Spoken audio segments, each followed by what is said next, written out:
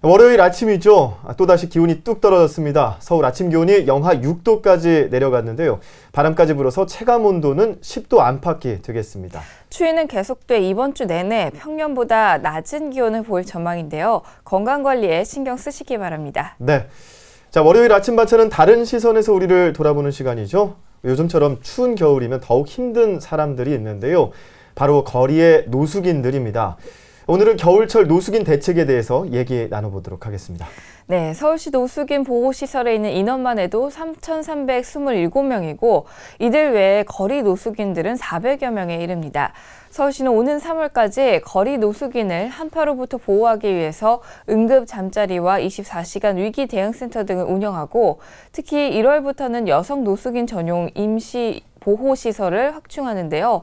이외에도 노숙인을 위한 자활 프로그램을 운영하고 있지만 이 노숙인들의 수는 줄지 않고 있습니다. 오늘 아침 반찬에서는 노숙인들을 위한 실질적인 대책은 뭔지 함께 얘기 나눠보도록 하겠습니다. 네, 오늘 얘기 나눠줄 두 분 모셨는데요. 월요일 아침 반찬의 안방마님 이나 씨 오셨습니다. 안녕하세요. 안녕하세요. 그리고 새로운 또 한 분이 오셨는데요. 에이미 씨, 네, 어서 오세요. 안녕하세요. 네, 에이미 씨 자기소개 간단하게 부탁드릴게요. 네, 안녕하세요. 에이미 엘리아라고 하는 방송인이에요. 저는 그 TBS EFM 예. 101.3의 DJ 있고요. 다른 방송도 하고 있는데 오늘은 첫 번 한국어 생방송 하고 있어서 걱정돼요. 그래서 최선을 다하겠습니다. 잘 부탁드립니다. 예, 잘 부탁드립니다. 그동안은 영어로만 방송을 하시다가 한국어로 처음 하시는 데뷔가 되겠네요. 네네. 아, 네. 잘 부탁드리고요. 네. 요즘 그 한파가 계속되고 있는데요. 오늘의 주제가 노숙인 겨울철 대책에 대한 이야기입니다. 러시아하고 캐나다 모두 추운 나라로 유명한데 먼저 우리나라의 겨울, 지금 현재 겨울과 두 나라의 겨울 어떻게 비교가 되는지 먼저 러시아도 또 춥잖아요. 어떻게 우리나라보다 좀 더 춥나요? 러시아는 춥고요. 근데 따뜻하게만 입으면 뭐 밍크 코트라든가 아니면 털모자, 유명한 털모자 있잖아요. 예. 그런 것만 입으면은 따뜻하거든요. 그래요? 왜냐하면 바람이 이렇게 강하지 않아요. 근데 한국에서는 저는 아무리 러시아에서 옷을 직접 사왔거든요. 네. 그 털모자 입어도 뭐 입어도 저는 추워요. 왜냐하면 한국에는 바람이 너무 세가지고 뼈속까지 들어와요. 애기 나서 그런가요? 아무튼 저는 한국에는 더 춥게 느껴요. 사실은 온도 차이로는 한국은 더 따뜻하지만 예. 저한테는 더 추워요. 네, 캐나다는 어때요? 캐나다는 제 고향은 토론토인데요. 예. 토론토에서 한국과 거의 비슷해요. 근데 조금 더 춥고 눈도 많이 내려가고 있어요. 그래요. 그러면은 서울시에서 얼마 전에 이제 겨울철 노숙인 대책을 세웠는데요. 한파가 이제 계속되는 만큼 24시간 상시 순찰 체제를 마련을 했거든요. 이 같은 추운 겨울철에도 이제 지하철 곳곳에서 노숙인들을 좀 만날 수 있는데 유명하신 분들도 계시고요. 예. 그럼 두 분은 한국에서 혹시 노숙인 보신 적이 있으실까요? 이나 씨 보신 적 있나요? 네, 제 생각에는 특히 서울에서는 많이 볼 수 있다고 생각하거든요. 예. 뭐 지하철역이라든가 시청이라든가 기차역에 가면은 곳곳에 다 보이더라고요. 에이미 씨도 보신 적 있으세요? 네, 특히 그 서울역에서 많이 볼 수 있고요. 네. 이태원에서도 유명한 노숙인도 있어요. 예.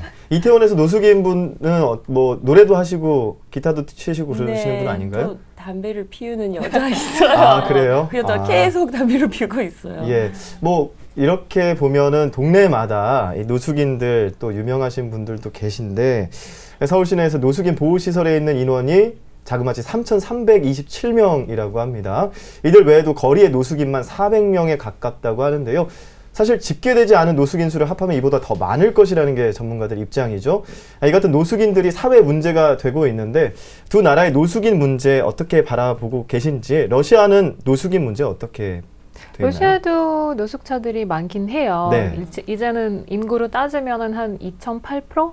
노숙자거든요. 예. 예, 2.8%라. 2.8%가 노숙인이에요. 네네네, 퍼센트가 노숙인이에요. 예. 그래서 러시아에서도 많기는 한데 네. 한국이랑 다른 점이 뭐냐면 지하철에서는 이제 그 돈 타려고 하는 사람들 있잖아요. 네. 그런 사람들은 노숙자 아니고요. 그런 사람들은 뒤에 마피아가 있어서 시켜서 돈을 버는 사람들이고요.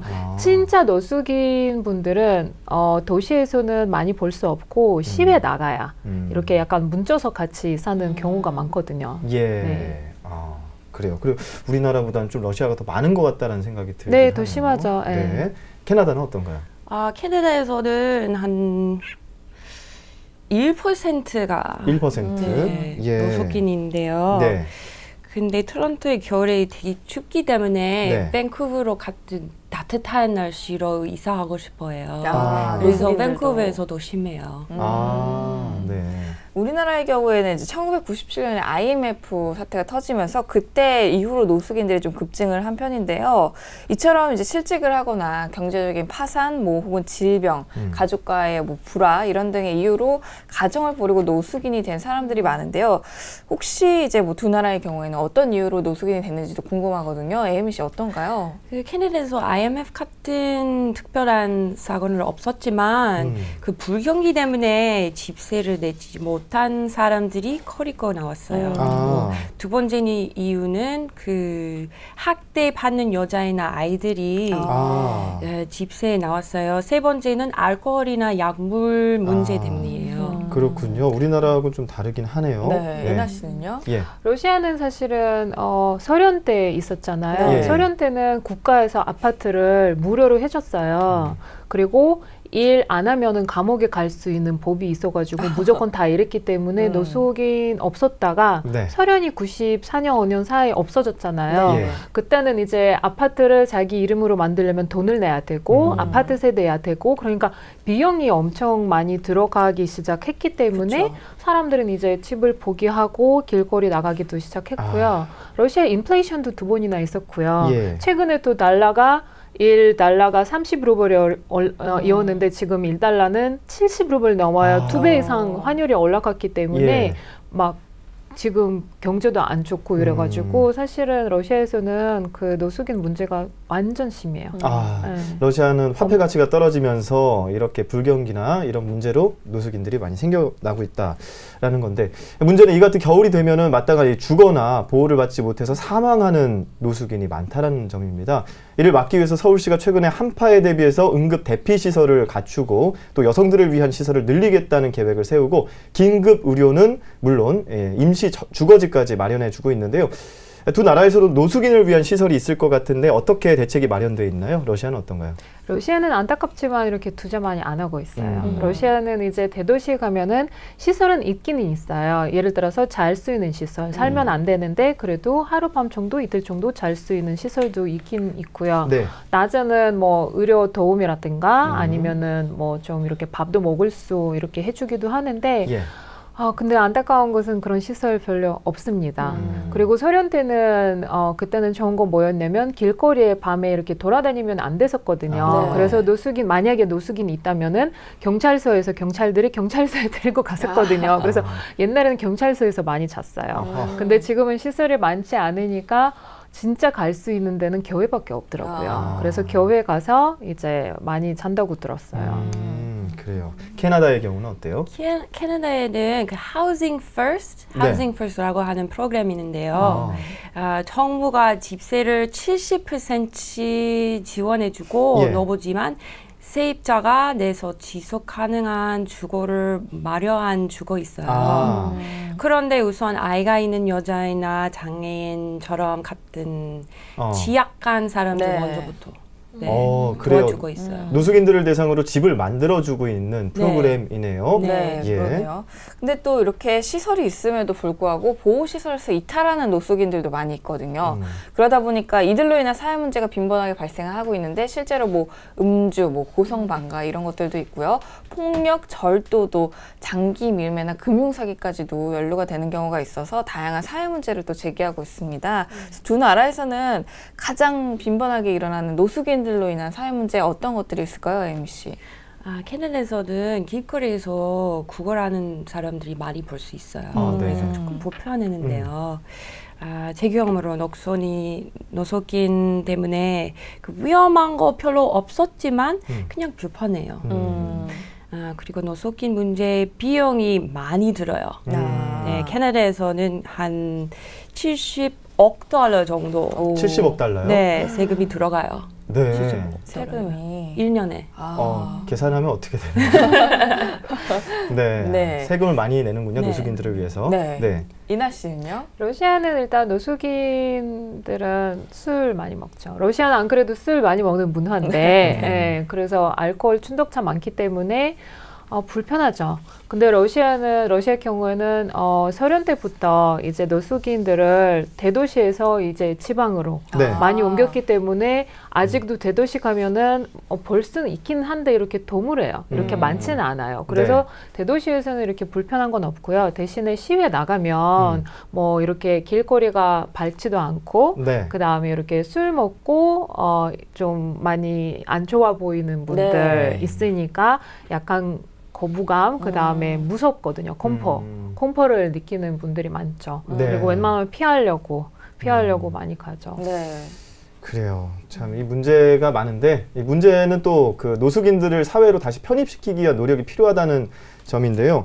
서울시의 경우에 노숙인들을 위한 인문학 강의를 하거나 이들의 자활을 돕는 뭐 바리스타 교실 혹은 뭐 사진 강좌 같은 다양한 프로그램 마련하고 있는데 아시다시피 그 지하철이나 앞에 보면 잡지를 파는 노숙인들 많이 볼 수 있어요. 빅이슈라고 해서 잡지 판매 등도 이루어지고 있는데 두 나라의 경우에 노숙인들을 위한 자활 프로그램 어떻게 이루어지고 있는지 러시아는 어떤가요?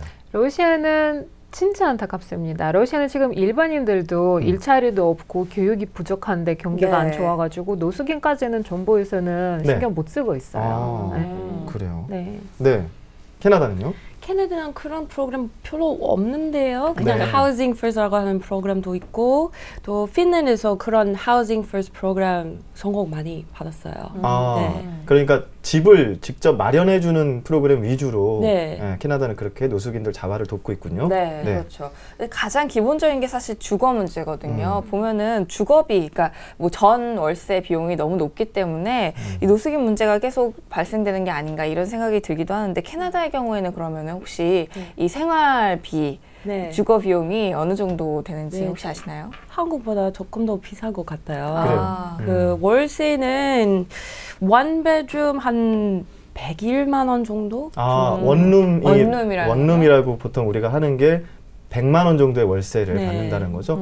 우리나라로 비교했을 때는 한 2배나 1.5배 정도 더 비싼 편이네요. 그렇군요. 그러면 러시아에서는 뭐 이제 아까 그 캐나다에서는 하우징 퍼스트라는 제도가 있다고 했는데 러시아에서는 이제 노숙인들의 주거 문제를 좀 어떻게 해결을 하고 있는지. 러시아는 노숙인 위해서보다는 나이 많으신 분들 위해서 이렇게 아파트, 그러니까 죽을 때까지 살 수 있는 아파트를 해줘요. 근데 이제 나이 만약에 뭐 40대 그럼 안 되거든요. 한 60 정도 돼야 이제 지원할 수 있는 프로그램이거든요. 그런 거는 하는데 이제 나이 중간이면 아니면 이렇게 나이 많지 않으면은 정부에서는 그렇게 해주는 게 별로 없습니다. 그래요. 네. 뭐 계속 얘기를 해봐도 이게 좀 대책을 만들기가 쉽지 않은 건데 끝으로 이제 매년 겨울이면 노숙인들을 위한 대책을 내놓지만 예산 등의 문제로 현실적인 대책이 나오기가 쉽지 않다라는 게 또 문제죠. 무엇보다 노숙인들로 전락하지 않도록 사회적 안전망도 중요할 텐데 즉 막다른 절망에 빠졌을 때 사회를 등지지 않도록 해야 될 텐데 이런 부분에서 우리 사회에서 아쉬운 게 있다면은 우리 한국을 기준으로 했을 때 어떤 부분들 좀 아쉽다고 생각하시는지 이나 씨 정리해 주시죠. 저는 사실은 사회주의 때 좋았다고 말할 수는 없는데 사회주의 때 좋은 점 뽑자면 아파트를 정부에서 지원을 해줬거든요. 그렇죠. 그러면은 노숙인 문제가 해결된다고 보는데 어마어마한 비용 들어가긴 한데 정부에서는 조금 더 노력을 해서 아니면 뭐 세금으로 해가지고 아파트를 지원하는 것도 방법 있지 않을까 해요. 네, 실질적으로 거주할 수 있는 집을 마련해 주는 것이 가장 근본적인 대책이다라고 보시는 거죠. 그 에이미 씨는 캐나다에서도 이렇게 그 노숙인들을 위한 집을 마련해 주고 있잖아요. 실제로 많이 노숙인들이 줄고 있나요? 네, 조금 힘든 이슈 있는데요. 왜냐면 그 노숙인 된 이유가 생각해야 돼서 먼저 그 생각해 보세요. 그 집이 없으면 안전도 없고 그 스트레스 많이 받고 있어서 다른 문제도 생길 수 있어서 그래서 먼저 housing first 하면 스트레스 풀 수 있고 예. 다른 생각도 할 수 있어요.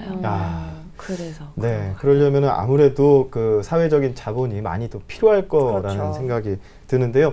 오늘은 겨울철 서울시가 마련한 노숙인들 대책에 대해서 두 분 모시고 얘기 나눠봤습니다. 이나 씨와 함께했고요. 또 오늘 첫 출연한 에이미 씨. 오늘 한국말 잘 하시던데요? 잘 못해요. 네, 감사합니다. 수고 많으셨습니다. 고맙습니다. 감사합니다. 네.